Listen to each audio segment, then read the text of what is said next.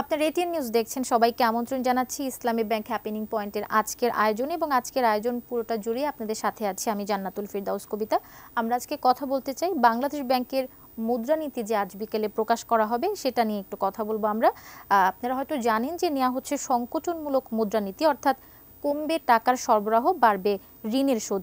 এই বিষয়টার উপরেই আজকে কথা বলার চেষ্টা করব আমরা, এবং কথা বলার জন্য আমাদের সঙ্গে আজকে ভার্চুয়ালি অতিথি হিসেবে যুক্ত আছেন আব্দুর রহিম হারমাসি, বিজনেস এডিটর, সকালসন্ধ্যা.com। আপনাকে স্বাগত জানাচ্ছি, কেমন আছেন? আপনাকে স্বাগত। আছি, ভালো আছি, ভালো আছি। আচ্ছা, আমরা তো সংকোচনশীল মুদ্রানীতি নিয়ে কথা বলবো, যেটা আজ প্রকাশ করা হবে। শুরুতে একদম নিতান্ত সাধারণ মানুষের হয়েই যদি আমি জানতে চাই, এই যে মুদ্রানীতি, এটা সাধারণ মানুষের উপর কতটা প্রভাব ফেলে, বা এটার প্রভাব কত সাধারণ মানুষের জীবনে আসে? ধন্যবাদ আপনাকে। এমনিতে যদি মোটা দাগে বলা যায় যে সরকার যে প্রতি অর্থ বছরের যে বাজেট ঘোষণা করে থাকে, অর্থাৎ যে বাজেট দিয়ে থাকে, সেই বাজেটের মূল প্রধান দুটো লক্ষ্য থাকে। সেটি হচ্ছে যে জিডিপি প্রবৃদ্ধি, অর্থাৎ মোট দেশজ উৎপাদন, এবং আরেকটি হচ্ছে মূল্যস্ফীতি, অর্থাৎ মানুষের জীবনযাত্রার ব্যয় কতটা বাড়বে, কতটা সহনীয় থাকবে, সেই বিষয়টি হচ্ছে মূল্যস্ফীতি। অর্থাৎ মোটা দাগে বলা যায় যে বাজেটের এই দুটো বড় বিষয়, একটি হচ্ছে জিডিপি প্রবৃদ্ধি এবং মূল্যস্ফীতি। এই দুটো বিষয় সরকার বাজেটে যে টার্গেট বা লক্ষ্য নিয়ে থাকে, সেই লক্ষ্য বাস্তবায়নের দায়িত্বই মূলত মোটা দাগে বলা যায় মুদ্রানীতির মাধ্যমে বাস্তবায়ন করা হয়। যদি আমরা এখানে বলে থাকি যে এই যে গত 1 জুলাই থেকে শুরু হয়েছে যে নতুন অর্থ বছর, অর্থাৎ 2024-25 অর্থ বছর যেটা শুরু হয়েছে,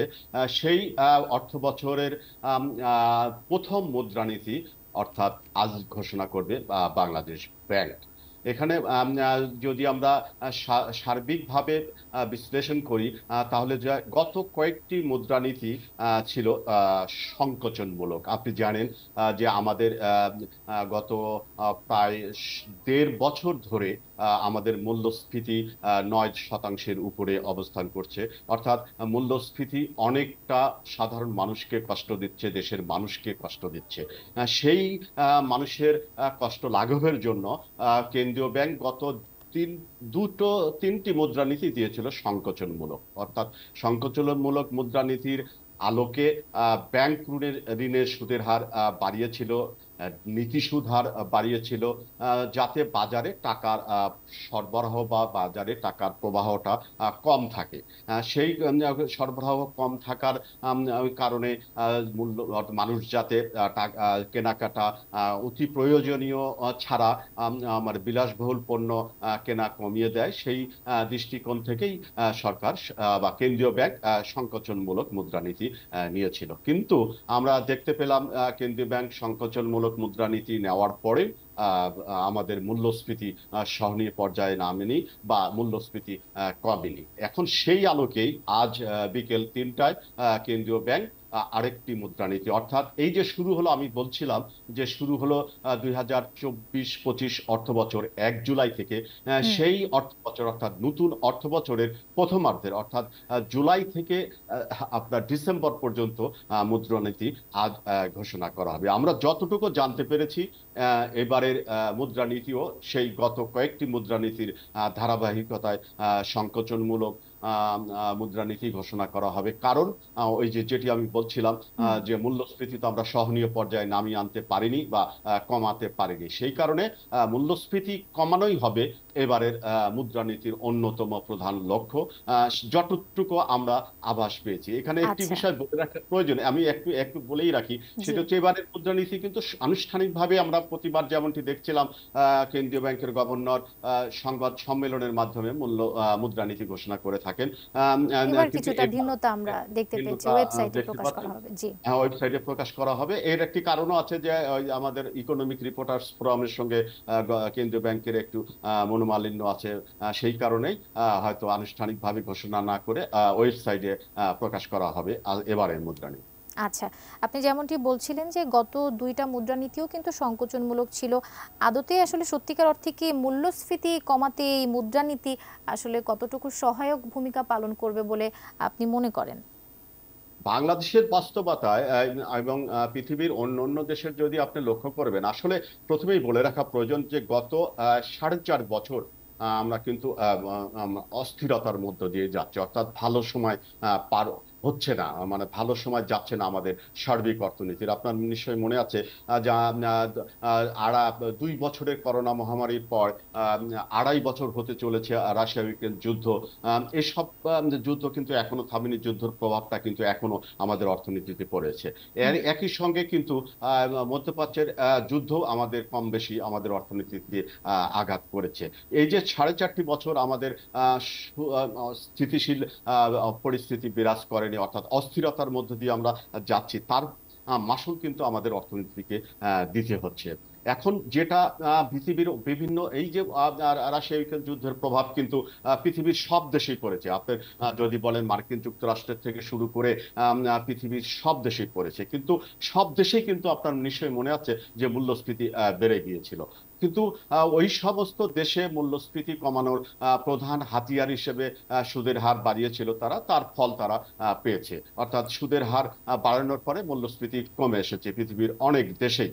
কিন্তু বাংলাদেশে একমাত্র ব্যতিক্রম দেশ যে মূল্যস্ফীতি কমাতে পারিনি আমরা, অর্থাৎ ব্যাংক ঋণের সুদের হার বাড়িয়েও, নীতি সুদ হার বাড়িয়েও আমাদের মূল্যস্ফীতি কমেনি কেন এখানে। কেন কমেনি, কি মনে হ্যাঁ, করছেন ব্যর্থতাটা আসলে কোথায় অন্যান্য সেটাই দেশে আমি যেখানে? হ্যাঁ, হ্যাঁ, জি। সেটাই আমি বলছি যে এখানে বাংলাদেশের বাস্তবতায় শুধুমাত্র ব্যাংক ঋণের সুদের হার বাড়িয়ে বা নীতি সুদ হার বাড়িয়ে বা সংকোচন মূলক মুদ্রানীতি আরোপ করে বাংলাদেশে মূল্যস্ফীতি কমানো যাবে না। এখানে সার্বিকভাবে আমরা বাংলাদেশের বাজার ব্যবস্থা আমরা ঠিক করতে পারিনি। অর্থাৎ আপনি নিশ্চয় জানেন যে আমরা আলোচনা করতে গেলেই বলি যে আমাদের ব্যবসায়ীরা অতিরিক্ত মুনাফা করেন, ব্যবসায়ীরা সিন্ডিকেট তৈরি করে তাদের ইচ্ছা মতো ব্যবসা করেন, অতিরিক্ত মুনাফা করেন। অর্থাৎ আমাদের বাজার ব্যবস্থাটা গুটিকয় ব্যবসায়ী, বড় বড় ব্যবসায়ী গ্রুপ বা সিন্ডিকেটের হাতেই আমাদের টোটাল বাজার ব্যবস্থাটা জিম্মি হয়ে পড়েছে। কখনো কখনো সরকার এদের বিরুদ্ধে বা কঠোর ব্যবস্থা নেওয়ার কথা বলে, কিন্তু সব মিলিয়ে আমরা কখনোই ওইভাবে কার্যকর কোনো ব্যবস্থা নিতে দেখিনি। আমরা কিন্তু হঠাৎ করে দেখে যাই চালের দাম বেড়ে যাচ্ছে, আমরা হঠাৎ করেই দেখে যাই যে অর্থাৎ নিত্য পণ্যের দাম বেড়ে যাচ্ছে, এটা আমরা ক্রমাগতই দেখতে পাচ্ছি। এবং যেটি ক্রমাগত আপনি দেখতে আপনি পান। যেটি বলতে চাইছেন যে শুধুমাত্র সংকোচনমুখী মুদ্রানীতি করেই মূল্যস্ফীতি নিয়ন্ত্রণ করা সম্ভব নয়, বাজার পরিস্থিতি নিয়ন্ত্রণের একটা ব্যাপার থাকে। এই বিষয়টি নিয়ে আপনি বলছিলেন। আমরা আরও জানবো এই সংকোচনমূলক মুদ্রানীতির প্রভাব সম্পর্কে। আমাদের একটা ছোট্ট বিরতির সময় হয়েছে, আমাদের সাথেই থাকুন দর্শক, আমাদের সাথেই থাকুন, আমরা ফিরে আসছি এখনই।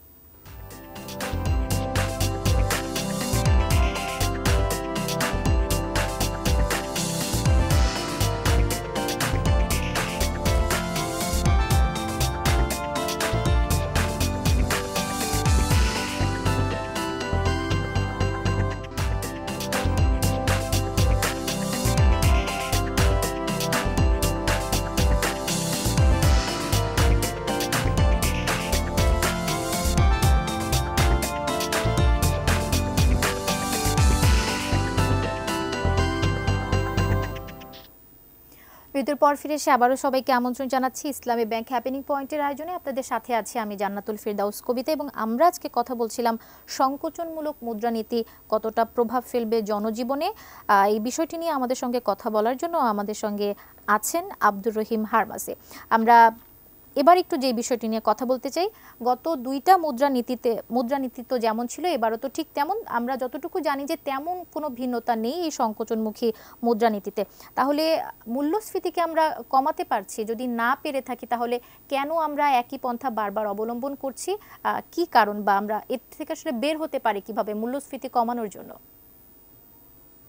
হ্যাঁ, আপনার গতকাল এশীয় উন্নয়ন ব্যাংক, আমাদের ম্যানিলা ভিত্তিক উন্নয়ন সংস্থা এশীয় উন্নয়ন ব্যাংক, অর্থাৎ যে সংক্ষেপে যেটাকে আমরা বলে থাকি এডিবি তাদের এশিয়া ডেভেলপমেন্ট আউটলুক প্রকাশ করেছে। তাতেও এডিবি আশঙ্কা প্রকাশ করেছে যে বাংলাদেশের অর্থনীতির সার্বিকভাবে এই যে চলছে যে অর্থ বছর চব্বিশ 25 অর্থ বছরে জিডিপি প্রবৃদ্ধি অর্জিত হবে 6.5%। একই সঙ্গে এডিবি আশঙ্কা প্রকাশ করে তাদের প্রতিবেদনে বলেছে যে গত অর্থ বছরে যেমন মূল্যস্ফীতি ঊর্ধ্বমুখী ছিল, এই অর্থ বছরেও মূল্যস্ফীতি ঊর্ধ্বমুখী থাকবে। সেই বিবেচনায় নিয়ে বলা যায় যে মূল্যস্ফীতি খুব সহসা নিম্নমুখী হবে এমনটা মানে আশা করা আমি ব্যক্তিগতভাবে মনে করছি না। কারণটা হচ্ছে যদি দেখেন বাংলাদেশের বাস্তবতায় এখন যে পরিস্থিতি বিরাজ করছে তাতে মানে বাজারের যে পণ্য মূল্য তার চেয়েও মূল্যস্ফীতি বেশি কিনা এ প্রশ্ন কিন্তু কিন্তু চলেছে। আপনি নিশ্চয় মনে আছে মাস দেড়েক দুয়েক আগে বাংলাদেশ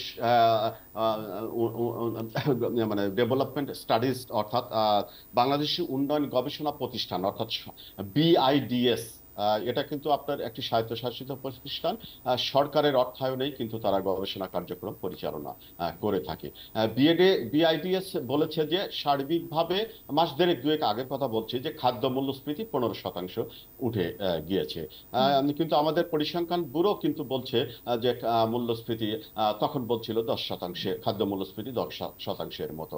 অর্থাৎ বাংলাদেশ পরিসংখ্যান ব্যুরো মূল্যস্ফীতির যে তথ্য দিচ্ছে তা কিন্তু সাধারণ মানুষ থেকে শুরু করে দীর্ঘদিন ধরেই আমাদের দেশের অর্থনীতিবিদরা বিশ্বাস করতে চাচ্ছিল না বা বিশ্বাস করেননি।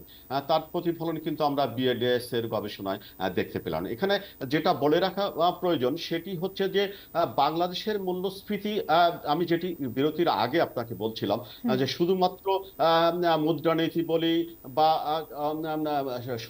ব্যাংক ঋণে সুদের হার বাড়িয়ে বলি সেইটা করে কিন্তু মূল্যস্ফীতি কমানো সম্ভব হবে না, এটা আমরা এতদিন দেখতে পেরেছি। এখন বাজার ব্যবস্থা যতটা সরকার তার বিভিন্ন সংস্থা বা বডির মাধ্যমে বাজারের পরিস্থিতি যদি আপনার নিয়ন্ত্রণে না রাখতে পারে তাহলে কিন্তু মূল্যস্ফীতি কমবে এমনটা প্রত্যাশা করা মনে হয় না সমীচীন হবে।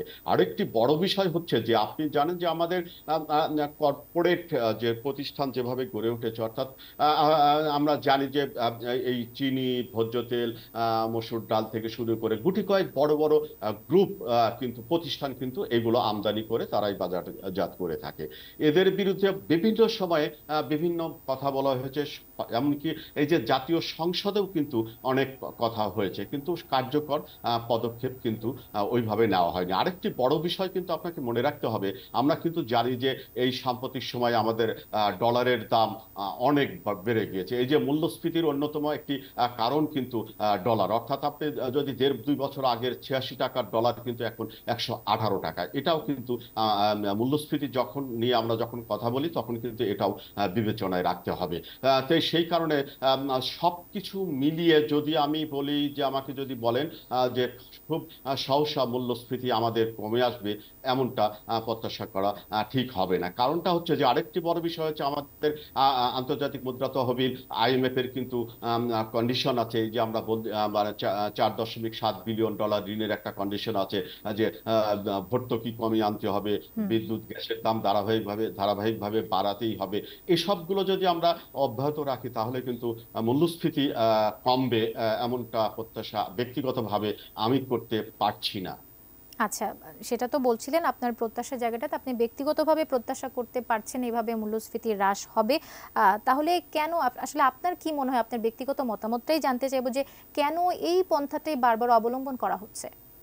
না, এখানে উপায় নেই। আপনি যদি মনে করেন যে এইটা যদি না করা হতো তাহলে হয়তো আরো বেড়ে যেত। আমরা স্বাভাবিকভাবে অর্থনীতির পরিভাষায় যেটা বলে থাকি যে বাজারে যদি টাকার সরবরাহ বেশি থাকে তাহলে পণ্য যদি আপনার ওইভাবে অ্যাভেলেবল থাকে তখন কিন্তু মানুষ বেশি কিনবে। মানুষ বেশি কিনবে, তার টাকা আছে, সেটা ব্যাংক থেকে ঋণ নিয়ে হোক বা যে হুম। কোনো ভাবেই হোক, মানুষের হাতে টাকা বেশি থাকলে সে খরচটা বেশি করতে চাইবে। এটাই হচ্ছে স্বাভাবিকভাবে বলা যায় যে সরবরাহ যখন অ্যাভেলেবল থাকে, বেশি থাকে, মানুষের হাতে যখন টাকা থাকে, তখন মূল্যস্ফীতি অর্থাৎ মানুষ বেশি কিনবে, তখন মূল্যস্ফীতি অর্থাৎ মানুষের পণ্যের দামটি আচ্ছা বেশি আচ্ছা থাকবে। আচ্ছা, সেক্ষেত্রে আপনি যেটি বলছিলেন যে ঋণের সুদ বাড়বে, টাকার সরবরাহ কমবে, এই যে আমাদের মুদ্রা সংকোচন নীতি, এটাতে তো আসলে বিনিয়োগ কমে যাওয়ার একটা সম্ভাবনা বা আশঙ্কা করা হচ্ছে, এবং পাশাপাশি যদি বলি কর্মসংস্থানের সুযোগ সৃষ্টির একটা ঘাটতিও কিন্তু তৈরি হবে। এটাকে কিভাবে দেখছেন? এখানে কিন্তু আমি একটু আগে আপনাকে বলছিলাম, আমরা কিন্তু একটি স্বস্তিদায়ক সময় পার করছি না, অর্থাৎ একটা অস্থির সময় পার করছি। আপনার নিশ্চয়ই মনে আছে যে আমাদের এক সময় ব্যাংক ঋণের সুদের হার 9% নামিয়ে আনা হয়েছিল, অর্থাৎ ব্যাংক ঋণের সুদের হার, ওই যে আমরা আলোচনায় বলি না 9-6, অর্থাৎ মাননীয় প্রধানমন্ত্রীর সরাসরি হস্তক্ষেপে আপনার ব্যাংক ঋণের সুদের হার 9% নামিয়ে আনা হয়েছিল। কারণ একমাত্র কারণ ছিল যে দেশের বিনিয়োগ বাড়ানো, ব্যবসায়ী শিল্পপতিদের দীর্ঘদিনের কিন্তু এখন তো দাবি বেড়ে ছিল। গিয়েছে, কিন্তু এখন তো বেড়ে হ্যাঁ, গিয়েছে। হ্যাঁ, হ্যাঁ, জি। সেটাই বলছি যে কিন্তু ওই যে প্রায় 1.5 বছর 2 বছর কিন্তু 9% ব্যাংক ঋণের সুদের হার ছিল, কিন্তু ওইভাবে বিনিয়োগ কিন্তু বাড়েনি। অর্থাৎ আমরা কিন্তু এই যে 4.5 বছরের কথা আমরা বলছিলাম, এটা কিন্তু কঠিন সময় আমরা পার করছি। অর্থাৎ আপনার ব্যাংক ঋণের সুদের হার কম থাকার পরেও কিন্তু বিনিয়োগ ওইভাবে দেশে বাড়েনি। হ্যাঁ, এখন আচ্ছা। বাধ্য হয়ে কিন্তু ব্যাংক ঋণের সুদের হার বাড়ানো হয়েছে। আপনি যদি ব্যাংক ঋণের সুদের হার না বাড়াতেন, তাহলে হয়তো মূল্যস্ফীতি, যেটা এখন বাংলাদেশ পরিসংখ্যান ব্যুরো বলছে যে সার্বিক মূল্যস্ফীতি 9.72%, খাদ্য মূল্যস্ফীতি 10%-এর একটু বেশি, তাহলে হয়তো আমরা দেখতে পেতাম যে হয়তো মূল্যস্ফীতি 2 অঙ্কের উপরে গিয়ে উঠতো। সেই কারণে একটি সমন্বিত মূল্যস্ফীতি সত্যিকার অর্থেই যদি আমরা কমাতে চাই, তাহলে একদিকে কেন্দ্রীয় ব্যাংকের সংকোচনমূলক মুদ্রানীতি অব্যাহত রাখতে হবে, একই সঙ্গে এই যে বাজার ব্যবস্থাপনা যে কথাটি আমি বলছিলাম, হুম। বারবার বলার চেষ্টা করছি, এইখানেও সরকারকে কঠোরভাবে দমন করতে হবে, হস্তক্ষেপ করতে হবে। অর্থাৎ ব্যবসায়ীরা যেন তাদের অতিরিক্ত মুনাফা না করেন, অর্থাৎ মানুষকে জিম্মি করে, ক্রেতাদের জিম্মি করে, ভোক্তাদের জিম্মি করে অতিরিক্ত মুনাফা না করেন, অতিরিক্ত দাম না রাখেন, এই সেই বিষয়টি বিষয়ে একটু কঠোর নজরদারি রাখার অর্থাৎ কথা আমি আপনি। বলছি একটি জি। সমন্বিত উদ্যোগ যদি না নেওয়া হয়, তাহলে কিন্তু আমাদের কষ্ট লাঘব হবে না। আচ্ছা, মূল্যস্ফীতি কমানোর জন্য আমাদেরকে এই মুদ্রানীতির উপরই কেন নির্ভর করতে হচ্ছে? অন্য কোনো উপায় কি আসলে নেই? একটু ছোট করে না, জানতে আপনি চাইবো। আপনি যদি বলেন যে না, আমাদের অর্থনীতিতে বলেন বা বিশ্বের যে কোনো দেশের অর্থনীতি বলেন, মূল্যস্ফীতি কমানোর বা মূল্যস্ফীতি সহনীয় রাখার মাধ্যম হচ্ছে মুদ্রানীতি। অর্থাৎ আমরা যদি আচ্ছা। অর্থনীতির পরিভাষায় বলে থাকি যে মূল্যস্ফীতি মানে সহনীয় রাখার বা মূল্যস্ফীতি নিয়ন্ত্রণে রাখার একমাত্র অন্যতম প্রধান উপাদান হচ্ছে মুদ্রানীতি। অর্থাৎ মুদ্রানীতির আচ্ছা। মাধ্যমেই আপনাকে মূল্যস্ফীতিটাকে আটকাতে হবে, সহনীয় রাখতে হবে, জি, কমাতে হবে, জি। বা মানে স্বাভাবিক রাখতে হবে। জি, আপনাকে এটা এটা হচ্ছে অসংখ্য অন্যতম ধন্যবাদ। প্রধান। আপনি আমাদের সঙ্গে যুক্ত হয়ে আপনার মূল্যবান পরামর্শ দিয়েছেন, আমাদেরকে সময় দিয়েছেন। ধন্যবাদ। দর্শক, দর্শক, আমরা আজকে কথা বলছিলাম সংকোচনমূলক মুদ্রানীতি আজ প্রকাশ হবে সেই বিষয়টা নিয়ে, এবং জনজীবনে আসলে এটার প্রভাব কতটা পড়বে, মূল্যস্ফীতি আসলেই কতটা নিয়ন্ত্রণ করা সম্ভব হবে, এবং এই বিষয়ে কথা বলার জন্য আমাদের মাঝে আজকে ভার্চুয়ালি যুক্ত হয়েছিলেন আব্দুর রহিম হারমাস, বিজনেস এডিটর, সকালসন্ধ্যা.com। আজকের মতো হ্যাপেনিং পয়েন্টের আয়োজন এখানেই শেষ করছি। ভালো থাকবেন, সুস্থ থাকবেন, এটি নিউজের সঙ্গেই থাকবেন।